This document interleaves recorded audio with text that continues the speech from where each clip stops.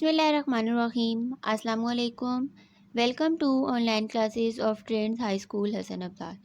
Dear students, today I will brief you about maths of class 4. How are you students? I hope so you all are fine. Dear students, today is Thursday and the date is 27th May 2021 and here is your lecture number 21.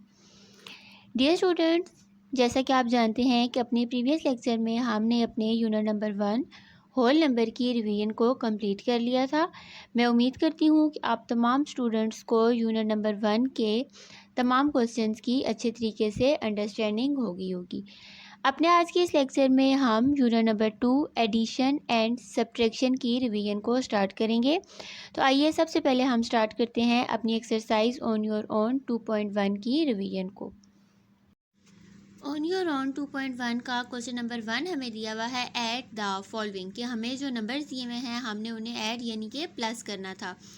A part हमें दिया हुआ था 28352 and 542345।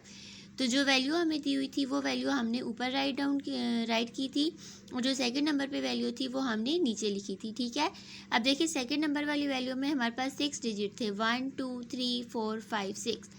ठीक है, तो हमने अपने first वाले डिजिट के नीचे से डिजिट लिखने स्टार्ट किए थे और जो यहाँ पर एक डिजिट रिमेनिंग बचा था उसके ऊपर हमने 0 प्लेस कर दिया था ताकि दोनों की वैल्यूज़ जो हैं वो इक्वल हो जाए।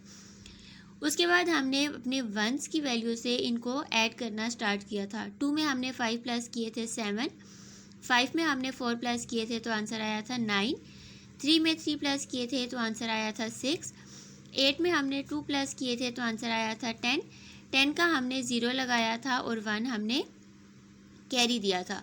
अब 2 में 1 कैरी प्लस किया था तो 3, 3 में 4 प्लस किए थे तो 7। अब ये 0 था, ये 5 था, 0 में जब हमने 5 प्लस किए तो हमारा आंसर क्या आया था 5। तो इस तरह जब हमने क्वेश्चन में दी गई दोनों वैल्यूज़ को प्लस किया था तो हमारा आंसर आया था 570697। इसका बी पार्ट हमें दिया हुआ था 954069 एंड 637209। इसी तरह हमने अपनी इस वैल्यू को ऊपर लिखा था और इस वाली वैल्यू को हमने नीचे लिखा था और इनको हमने सिंपल प्लस कर लिया था। 9 में 9 प्लस किए थे 18, 18 का 8 लगा था, 1 कैरी चला गया। 6 में 1 प्लस किए 7, 7 में हमने 0 प्लस किए थे तो हमारे पास आंसर क्या आया था 7।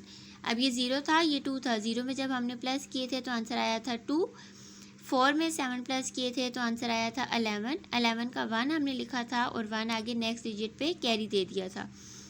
5 में 1 प्लस किया था 6, 6 में 3 प्लस किए 9। अब 9 में 16 हमने प्लस किए थे तो आंसर आया था 15, 15 का 5 लगा था और आगे कोई भी डिजिट हमारे पास नहीं था तो हमने 15 एज इट इज़ लिख दिया था। इसी तरह हमने क्वेश्चन नंबर 1 के सी पार्ट में दी गई वैल्यूज़ को प्लस किया था। इसी तरह डी पार्ट में दी गई वैल्यूज़ को हमने ऊपर नीचे लिखकर, यानी कि जो फर्स्ट वैल्यू थी उसे ऊपर लिखा था, सेकंड वैल्यू को नीचे लिखा था और इन दोनों वैल्यूज़ को हमने प्लस किया था। इसी तरह ई पार्ट में हमें 3 वैल्यूज़ दी गई थी तो हमने तीनों वैल्यूज़ को ऊपर नीचे रखा, यानी कि सबसे पहले फर्स्ट वैल्यू फिर सेकंड वैल्यू फिर थर्ड वैल्यू, और इन तीनों वैल्यूज़ को ऊपर नीचे लिखने के बाद हमने अपनी इन वैल्यूज़ को सिंपल प्लस किया था। तो इस तरह हमारे पास इन तीनों वैल्यूज़ का सम आ गया था। तो इस तरह हमने क्वेश्चन नंबर 1 के 5 पार्ट्स को अपनी नीट कॉपी पर राइट डाउन किया था। अब ऑन योर ओन 2.1 का क्वेश्चन नंबर 2 हमें दिया हुआ था verify the commutative property of addition for the following number, कि हमें 2 नंबर्स दिए हुए थे, हमने इन दोनों नंबर्स में कम्यूटेटिव प्रॉपर्टी को वेरीफाई करना था।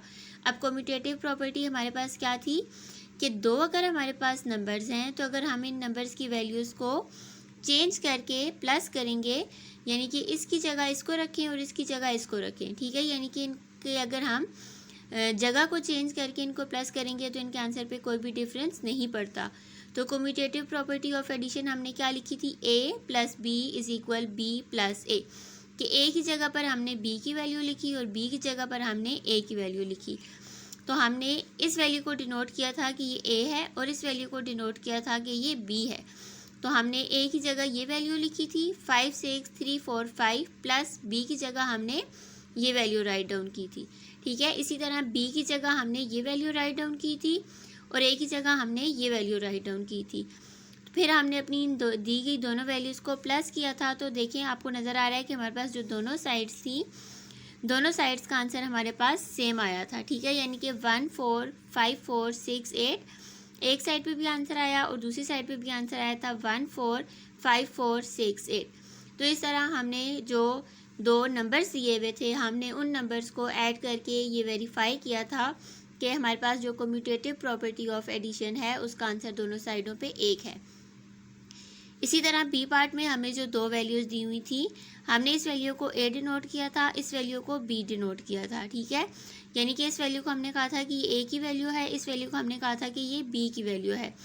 तो सबसे पहले हमने ए प्लस बी किया था और फिर उसके बाद बी प्लस ए, ठीक है। यानी कि पहले ए की वैल्यू फिर बी की वैल्यू, और राइट साइड में हमने क्या किया था कि पहले बी की वैल्यू फिर ए की वैल्यू।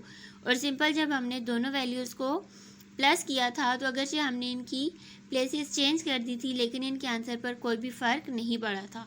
तो इस तरह हमने अपनी एक्सरसाइज ऑन योर ओन 2.1 के क्वेश्चन नंबर 2 में दिए गए दोनों पार्ट्स को अंडरस्टैंड करने के बाद अपनी कॉपीज़ पर नोट डाउन किया था।